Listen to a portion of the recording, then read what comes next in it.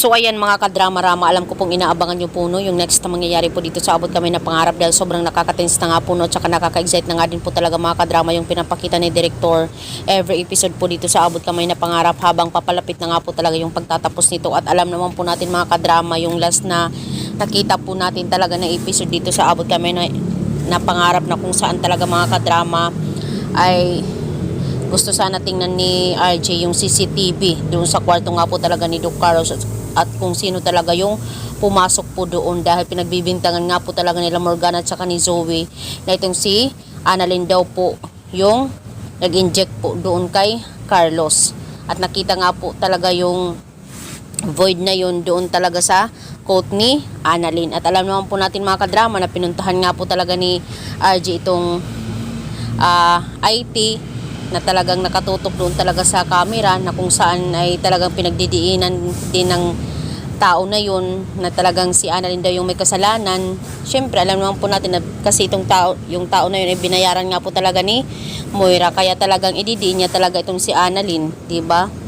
So dahil nga po talaga dito mga kadrama ay kumuha nga po talaga itong si RJ ng magaling po talaga na IT para ma-detect po talaga nila yung kung ano po yung nandun po talaga sa CCTV kahit nga po talaga yung iba kahit nakadelete na po yun ay maibabalik pa rin po talaga yun mga kadrama. Dahil nga po doon ay kumuha po talaga ng expert itong si RJ para talaga makita yung CCTV at saka ito na nga po talaga mga kadrama yung naging resulta na ipapakita talaga niya ay makikita po talaga dito itong si Morgana or itong si Moira na siya yung nag-i-inject po dito kay Carlos. At dahil nga po talaga dito mga kadrama sabihin ng tao na binayaran ni RJ na ito po ang laman ng CCTV Doc RJ. Kaya nung makita yun ni RJ talagang nagulat at hindi siya talaga makapaniwala kasi buong akala niya talaga iba lang yung gagawa nun tapos pinagbibintangan pa talaga yung kanyang anak na inosente tapos buong akala nila ay ibang tao yung gagawa nun at totoo nga po mga kadrama at yun po talaga ay si Moira or itong si Morgana yung gumawa nun. Kaya talagang mapapaisip itong si RJ bakit ano ba yung purpose ni Morgana, bakit gagawin niya yun dito kay Carlos, sino ba talaga siya? At dahil nga po talaga dito mga kadrama ay may marami ng question itong si RJ sa kanyang isipan bakit nagawa yun ni Morgana, ano bang mayroon, diba?